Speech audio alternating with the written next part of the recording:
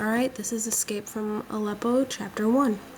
October 9th, 2013, 4:37 a.m. It was neither the explosions, the clatter of running feet, nor the shouting that woke her, because as on most nights, Nadia was oblivious to the world. Huddled beneath her bed, barricaded under a mound of blankets, curled up beside her lay Mishmish, his purring in her ear, along with a cold, wet nose. It was her cousin Razan who finally roused her, by dragging her out from under the bed by her stockinged foot. "Nadia, you oaf, wake up," she hissed, voice tight with fear. In her other hand, she held a sputtering candle. The warm light bobbed in the cold, dark room, illuminating Razan's pale, delicate features, making her appear younger than her 24 years. "What?" mumbled Nadia, gazing bleary-eyed at the window, boarded up with wooden planks. Around the edges she could see nothing but inky darkness. They were supposed to wake as the call for Fajr prayers rang out in the melodious Arabic, before the first light of dawn.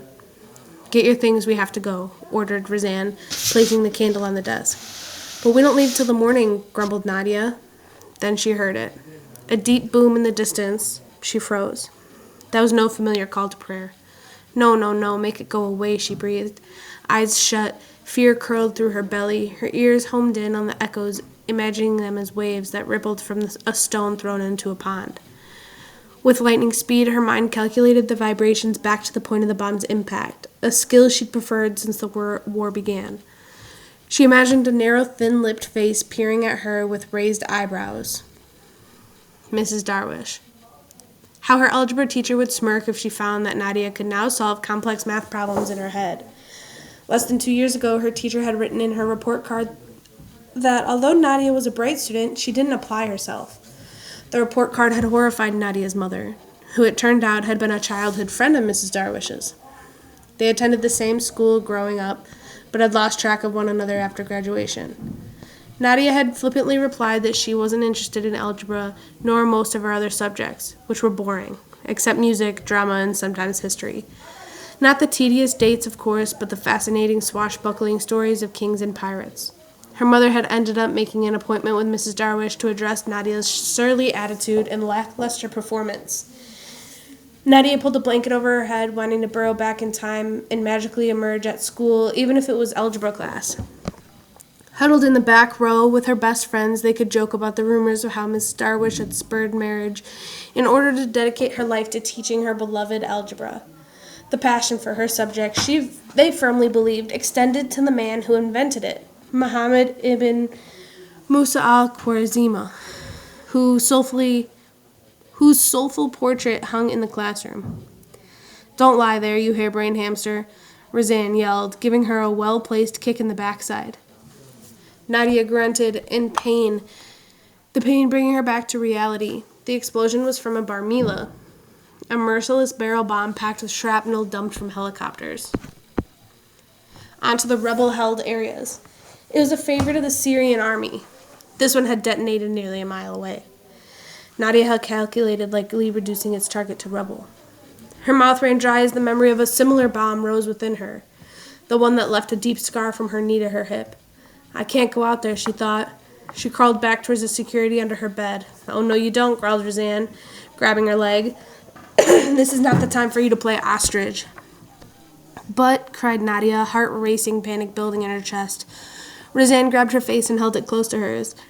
"I know you're scared, but you have to focus," she said fiercely. "We practiced this, and all you need to do is exit the front door. I'll drag you the rest of the way." Reluctantly, Nadia nodded, teeth clenched. Razan hurried towards the heavy wooden armoire. "Get your things, we don't have time to waste." Nadia crawled towards the corner of her room where she put on her backpack, filled days before, and double-checked to make sure her little pink case was inside. She pulled on her threadbare winter coat, running her finger across the silver pin, shaped like a fallen-over 8. Fixed near the collar, then slipped on thick woolen mittens. She grabbed the special burlap case she'd spent weeks sewing, with the help of Nana, who's always been there to find a solution to her problems. "Amani," Khala Fatima bellowed out Nadia's mother's name. "Get the kids, we have to go." Nadia could imagine Khala Fatima standing at the door of her apartment, down the hall from theirs, her face red with exertion, her stocky figure enveloped in a flowing gray dress. She'd given up her favorite oranges, pinks, and yellows when snipers had taken roost atop deserted buildings, looking for targets, which more often than not ended up being defenseless women and children. Now it was the best to blend in with the drab concrete wasteland that the city had become, but what her aunt said next made her blood run cold.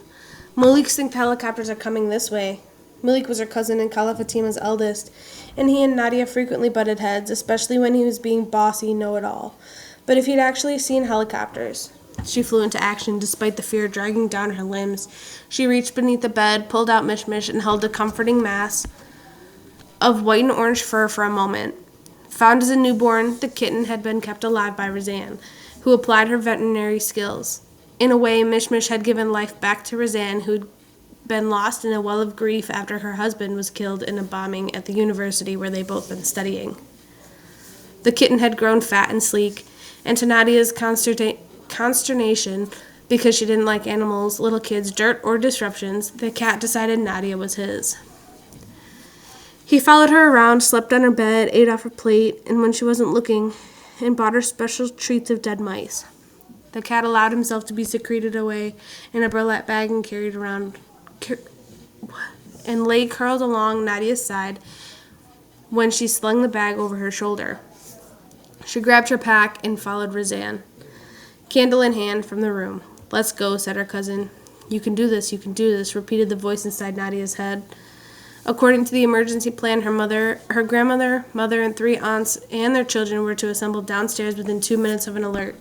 They hurried down the dark hall of the spacious apartment that had been Nadia's home her entire life. It was identical to the other 3 apartments in the building built by her grandparents 35 years ago. Each son had been given a key to his own flat while they occupied the top floor. Mostly they'd all lived happily together in the rambling space as part of a large extended family. Overwhelmed by the thought that she was leaving the only home she'd known, she tripped on her shoelaces. Instantly a sharp pain shot up her leg, and she gritted her teeth. She paused to rub her leg where the pain had flared.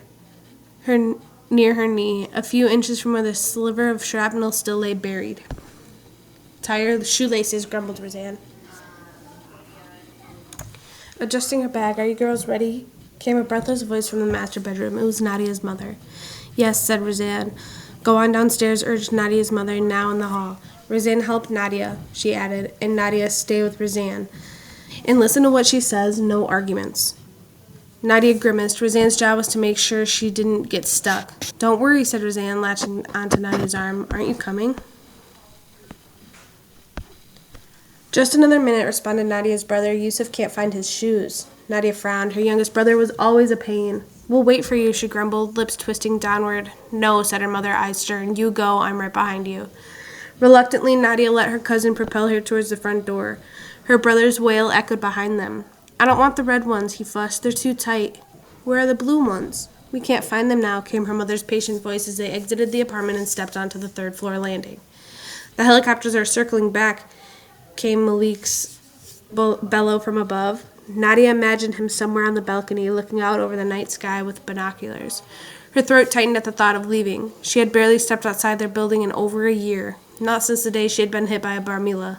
"I can't do this," she thought. "I can't go back out there." And that's the end of Chapter 1. Make sure you complete your Chapter 1 novel notes.